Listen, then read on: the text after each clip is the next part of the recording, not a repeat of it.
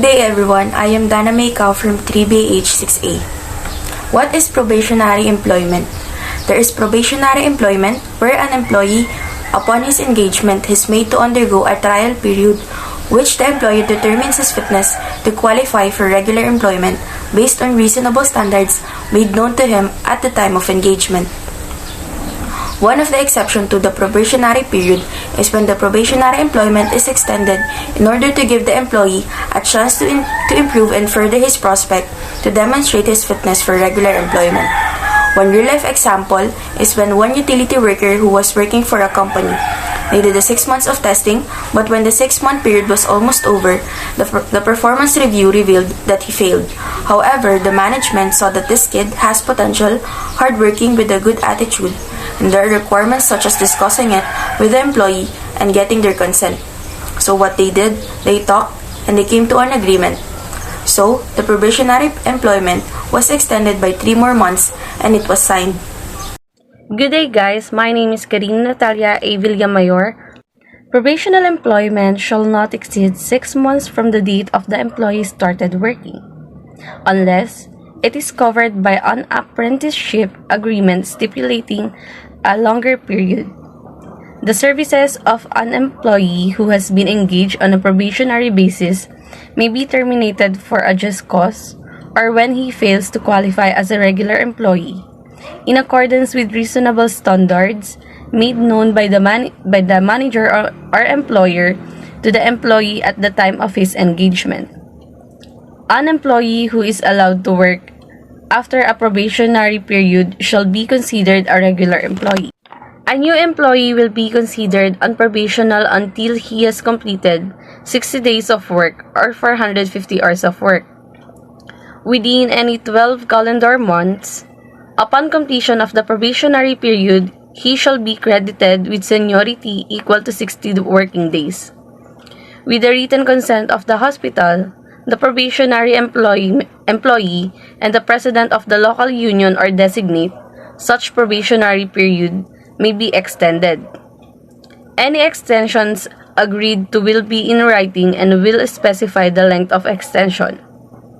The release of discharge of an employee during the probationary period shall not be subject of a grievance or arbitration unless the probationary employee is released for reasons which are arbitrary, discriminatory, in bad faith, or for exercising a right under the agreement. Probationary periods provide you greater flexibility in managing your relationship, allowing you to meet the needs of the target before signing a complete commitment. The exception to the probation periods is when the job is self-descriptive in nature. For example, if maids are performing well for a period of time, there is no way to specify policies and standards to be reached. However, if they fail to accomplish the tasks and obligations that have been clearly defined, they may indeed be prohibited from working as both are regular. Probationary periods provide you greater flexibility in managing your relationship, allowing you to meet the target's needs before signing a complete commitment when the work is self-descriptive in nature, such as when maids perform effectively for a period of time. There is no way to establish norms and standards to be met throughout the probation period. Furthermore, based on my experience at work, if they fail to complete the responsibilities and obligations that have been clearly outlined, they may be prohibited from working as a regular. For this example, by completing your duties and commitments, you are able to create trust with your employer and gain an exemption to being prohibited. Article 281, Probationary Employment. Probationary employment should not exceed 6 months from the date the employee started working, unless it is covered by an apprenticeship agreement stipulating a longer period. The services of an employee who has been engaged on a probationary basis may be terminated for a just cause, or when he fails to qualify as a regular employee in accordance with reasonable standard made known by the employer to the employee at the time of his engagement. An employee who is allowed to work after a probationary period shall be considered a regular employee. If the employee fails to demonstrate the ability to master his tasks during probationary period, there's a possibility to dismiss a probationary period of an employee. If this case terminating or dismissal of employee during their probationary period apply in real life, many employee encounter this situation, especially when employee uncomfortable in working condition. It's difficult to concentrate if you're not close to your co-employee or when your company has a toxic trait. This can lead to incompetence, including lack of productivity or poor quality of an employee to their work. And I am Mylene Fausto from 3/6A, and our group chose to discuss about exceptions to the 6 months of probationary period. As stated in the law, probationary employment should not exceed 6 months. An employee who is allowed to work after a probationary period shall be considered as a regular employee. And the question is, how am I going to apply this topic in my life? So, as a working student, I've already gone with the process of signing a contract for a certain job and company. From the time I signed the contract, I agree with the conditions of my job contract with that company. Having the right knowledge about probationary employment would help me to understand its relevance to my job. And from the company where I've signed my contract, it also indicated the 6-month probationary period.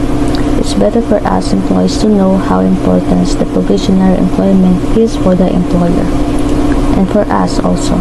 However, we have exception to the 6-month probationary period, and it happens when the work is covered by apprenticeship agreement. From that point, every employee who's under probationary employment should know better and understand what the contract said to avoid any misunderstanding when it comes in how long they will work for a certain company. Today, I just want to tackle about this probationary employment. Probationary employment shall not exceed 6 months from the date the employee started working. For this, I also experience ko to back when 2018 when I was working as a at McDonald's as a kitchen staff service crew.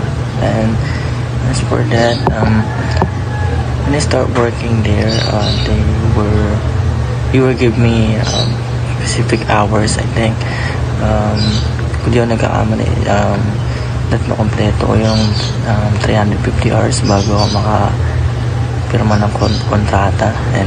And for that time, inabot ako ng mga 4 to 6 months. Kaya ayun yung step ko bago ako na-regular sa McDo.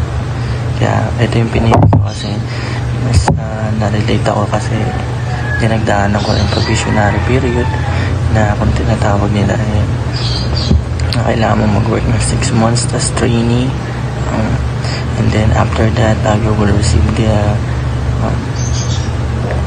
regularization. So that's all. Marjorie May Fercol. Labor Advisory Number 14, Series of 2020, gave an allowance for the 1-month period of the ECQ to be excluded from the employee's probationary period. This effectively extended the probation by 1 month.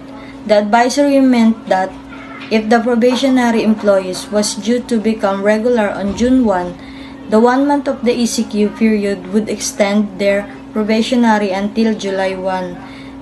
This would only happen if they are not working. Work in the office or on a work from home or flexible work arrangement meant that this exclusion did not apply. However, this was misunderstood by many employers, and even HR staff across the country. The advisory extend the probationary period by 1 month but should only have been for those employees that were on no work, no pay, or NWNF status for the ECQ period. When the probationary employment is extended in order to give employee a chance to improve and further his prospect to demonstrate his fitness for regular employment. For example, when the parties to an employment contract agree otherwise, such as when it is set by corporate policy or when it is necessitated by the nature of work to be performed by the employee, this general rule is suspended.